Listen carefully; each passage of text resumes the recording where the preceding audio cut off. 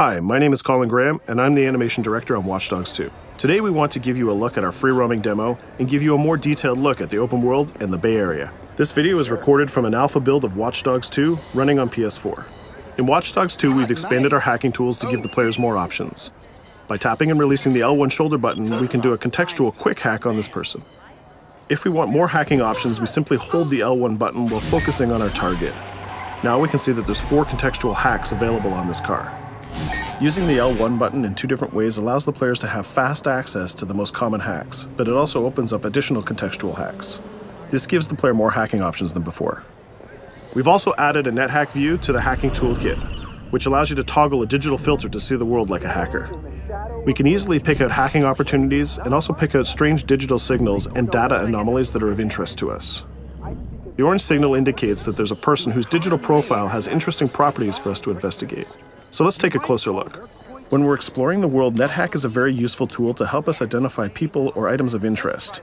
It's a really good idea when you explore the open world to use your NetHack and look around, because you never know what you'll find. We can hack into his phone and read his text messages to get a clue about what's happening. As a hacker, it's really easy for Marcus to get someone's personal information. This guy's text messages indicate that he's experiencing strange behavior happening on his phone. He seems to think that it happens every time he comes to this exact area. Let's see what our DedSec teammates think about these strange signals. That felt like a rock star pose. Found something weird. Sweet! Get a picture. No, I mean, my MC catcher detector is going off. We really need to find a better name for that. Why? That's the technical name. My Stingray sniffer tells me somebody's leeching data off of people's phones below. Looks like the data's going to Coit Tower. See? Weird. Weird indeed. Marcus has detected that there's an illegal Stingray box deployed somewhere around Coit Tower. We now have access to a new DedSec operation, and we can track it with our DedSec app. You can do any operation you want in the order that you want, as long as you've discovered it and it's in your DedSec app. With the NetHack, we can see the Stingray box is deployed all the way on the top of Coit Tower. But since the tower is closed, we're going to have to find another way to reach it. You still have a little on your nose. In Watch Dogs 2, Marcus has some custom-built toys to play with, so we can just deploy our quadcopter and fly it to the top. Coit Tower is an iconic landmark known for its great view. From here, you can see the whole city is accessible. You can visit landmarks like Sutro Tower, you can explore Golden Gate Park, or take a drive across the bridge to Marin. You can sail the bay on a sailboat, or you can visit Alcatraz, or maybe take a selfie with the sea lions on Pier 39. You can also travel across the Bay Bridge to Oakland, or take the freeway south to Silicon Valley. You can also take your time and explore San Francisco's diverse neighborhoods like Chinatown, Castro, or even the Tenderloin. With the drone, we can easily hack into the Stingray box and track its source. This one is operated by Greystrom, who are illegally installing these boxes all across the city. The open world is full of opportunities like this DedSec operation. All you have to do is explore the environment using NetHack and the Profiler to find them all.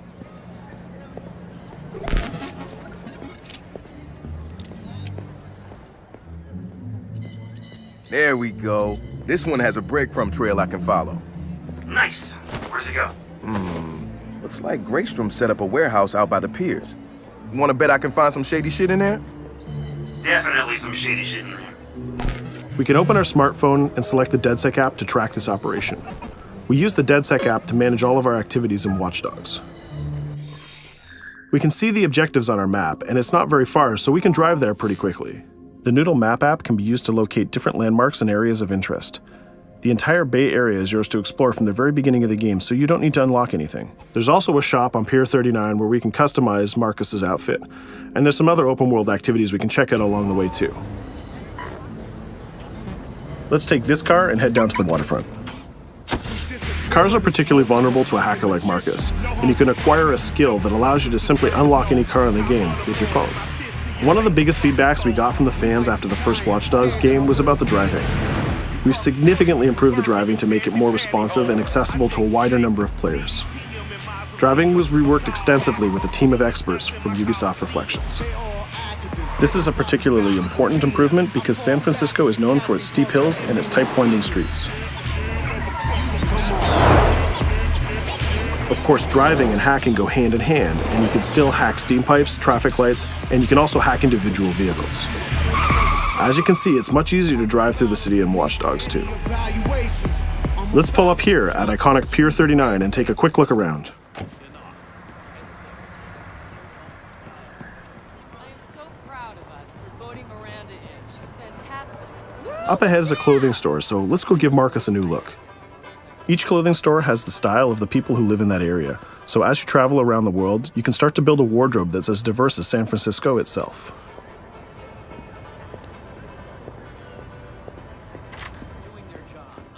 There are over 700 unique items of clothing that Marcus can purchase to wear, with over 1 billion possible combinations. We can go into the fitting room menu and browse a selection of items found in the store. Let's start by switching up Marcus's jacket. Each item of clothing in the shop is handcrafted to fit Marcus's overall look. You can mix and match any pieces of clothing you want. You can change your hat, glasses, face mask, bag, shirt, pants, and shoes. There's some nice normcore hoodies in here, but I think we should go with the shirt with the giant skull on it. Let's take a look at what we got for shoes. Since people who come to Pier 39 are often tourists, we have styles of shoes that they would buy. We can go with these comfortable gator shoes or maybe some open-toe sandals. Or if you really want to make a statement, you can buy the awkward socks and sandals combo.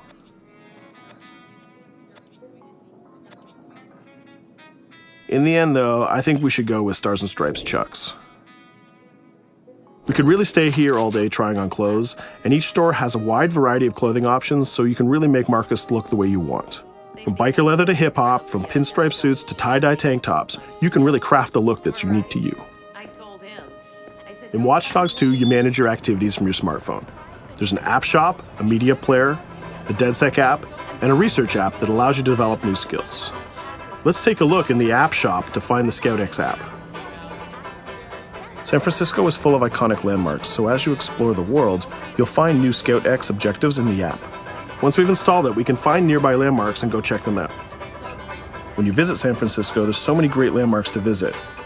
The ScoutX app will be like your tour guide in Watch Dogs 2. We're right near the crab statue on Pier 39, so let's go to that one right now.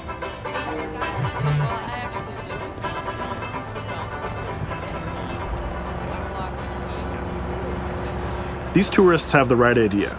We'll just pop open our phone and select our camera and take a picture of this giant crab. Let's make it a selfie and use the California Vibe filter.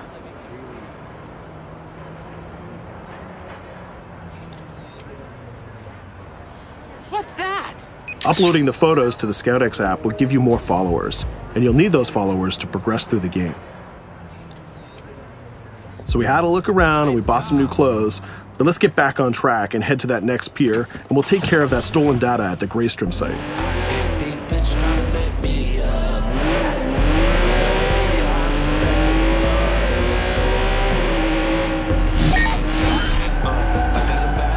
We can see the objective marker in our minimap, and it's also displayed in orange at the end of the pier. Let's park our car past the scissor lift and go scout the place on foot. Operations in Watch Dogs 2 are almost always a free approach, so you can go after the objective from any direction. Let's start by getting into cover and scouting our enemies and see if we can spot the objective. From there, we can make a plan of attack. We can launch our drone and scout the area. We can use our NetHack view to see that there are guards patrolling the rooftop, and the objective is in a small office. There are also some civilian workers that might notice us, so we need to avoid them too. In the NetHack view, we can see that the door is electronically locked, but it can be bypassed by a junction box on the lower level. The connection is shown in a red line. Unfortunately, that box is protected by an armed guard and an attack dog. So we'll probably have trouble if we try to sneak past the dog in person, but luckily Marcus has another toy, which is the RC Jumper. This little guy is small and much harder for enemies to detect. The RC Jumper is another DedSec gadget that gives Marcus a different way to approach obstacles in the layout. The RC Jumper has this cool little robotic arm that's been hacked into the body. This allows him to physically interact with objects and allows Marcus to stay safely hidden. Now the junction box is unlocked and we can open the door upstairs. We can hack that scissor lift that we passed on the way in and reach the rooftop.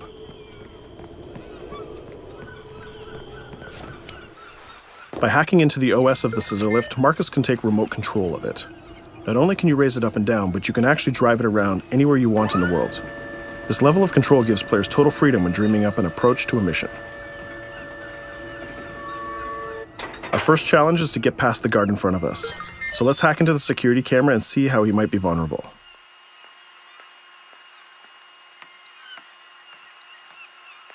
There's an industrial air conditioner unit that we can hack. We can set it to explode when the guard comes close, and we can hack it to attract the guard with a strange noise. The guard will go investigate the noise and walk straight into the trap we set. Shit. Does anyone know first aid?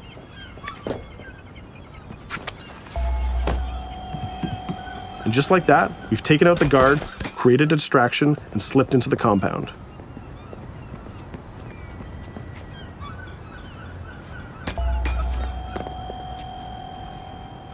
A more direct way to neutralize a guard is to use the non-lethal stun gun. Marcus has an array of non-lethal tools and techniques, and you can complete the entire game without actually killing a single enemy. Since we already unlocked this door with our RC jumper, we can just quick hack it to open it. Now we're in the room, we just need to install one of our custom DedSec boxes into this Bloom terminal, and we've completed our final objective. All that's left to do now is escape undetected. Each operation we undertake will give us more followers. More followers will allow you to take on even bigger operations. So let's get off this pier and explore a little bit more.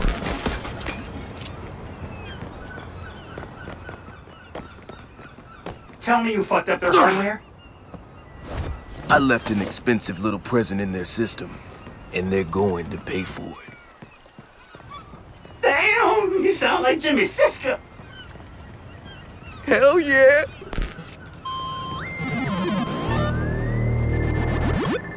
Up ahead, we'll notice there's another player hanging about.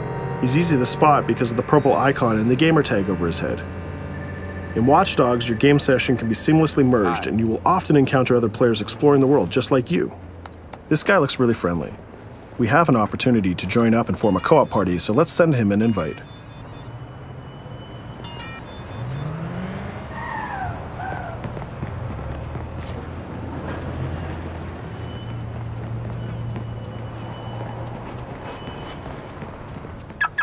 Now that we're joined in a session, we can complete co-op missions together and take on even bigger and tougher targets. 2 hackers are better than 1.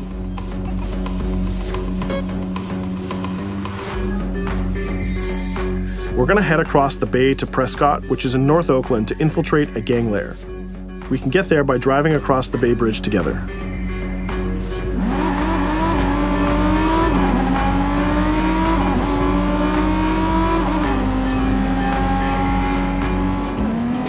Alright, we can see that we're in a much different neighborhood than before. This is Prescott, a subdistrict of North Oakland, and the location of our next co-op operation. With our partner, we can go together and activate this mission.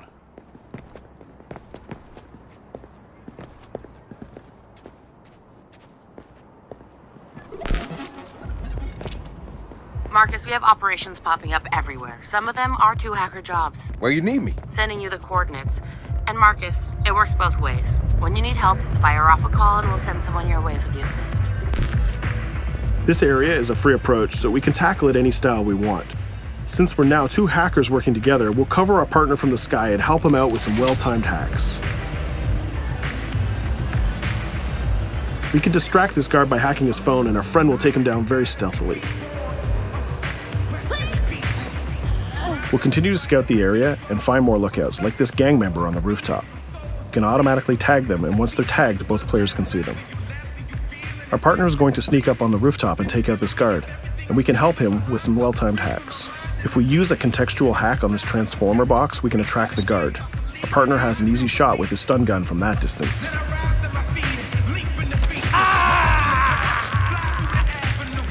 Using the NetHack view again, we can see that there's a lockbox connected by red connection lines to a room on the other side of the compound.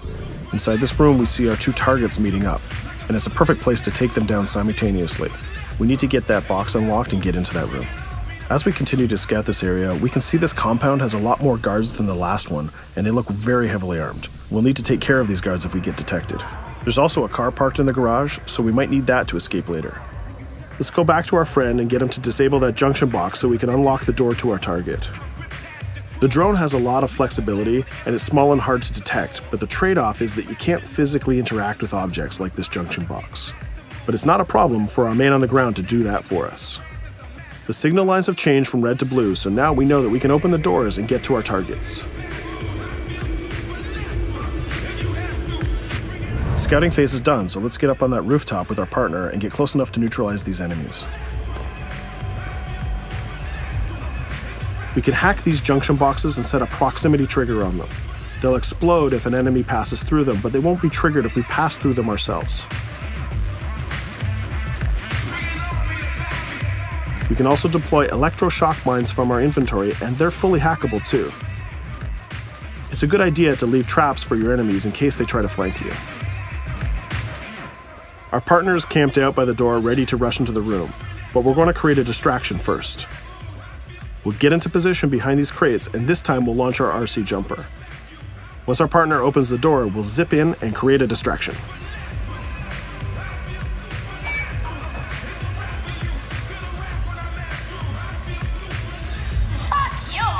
Our jumper has another feature too. It can launch foul-mouthed taunts and make people angry. Now's our chance. The gang leaders are distracted, so let's rush the room. This guy was pretty tough, but getting a thunderball to the face will ruin his day. Now we have a cell phone and all the evidence that we need. We just need to plan a way out of here. We can switch back to our quadcopter, which is hovering where we left it, and take a look at what's going on from the sky. We can see one of the guards is rushing up the stairs to help his boss, but our partner has that door covered with his DedSec rifle. There's another guard on the ground level who's alerted to our gunfire, so let's use a contextual hack on him. We've changed his profile to make a rival gang think that he's a police informant. The rival gang will come to this compound and take care of him for us. Things are heating up, so we're going to have to improvise a little bit. We can hack the car in the garage and reverse it away from the enemies so we can use it for our getaway.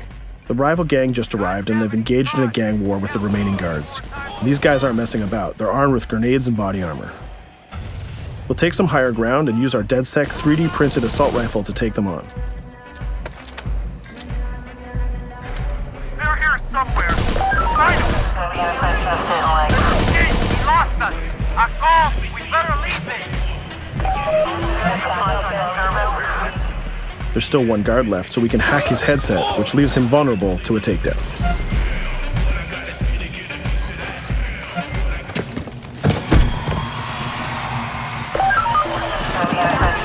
Let's take our stolen ride and get out of here before cops show up. And just like that, we're home free. We took down both gang leaders, we got the evidence we needed, and we triggered a gang war, and we escaped without getting killed. That's teamwork. 2 hackers and 1 successful DedSec operation. Let's take a minute to talk about a brand new multiplayer PvP event called Online Bounty. When the player commits a crime, the police will respond and pursue the player until he can escape from the police. We call that the felony system. While you're in the felony, a bounty event can occur. A bounty event allows up to 3 other online players to join the pursuit and try to kill the player for as long as the felony lasts. As the target player of the bounty, your objective is to evade the felony and the pursuing players. Rewards are given for neutralizing the hunters. And the objective of the hunters is to neutralize the target player. Bounty is a seamless PvP event that's triggered by your player style and how you interact with the police. If you are the type of player who's always in conflict with police, you'll have a higher chance of having a bounty placed on you. But if you can neutralize the hunters, you'll get additional rewards. I hope you've enjoyed our walkthrough of the open world of Watch Dogs 2, and I hope to see you online November 15th. Click here to join DedSec and receive exclusive in-game rewards and more. Subscribe to our YouTube channel and be the first to see new trailers and behind-the-scenes action.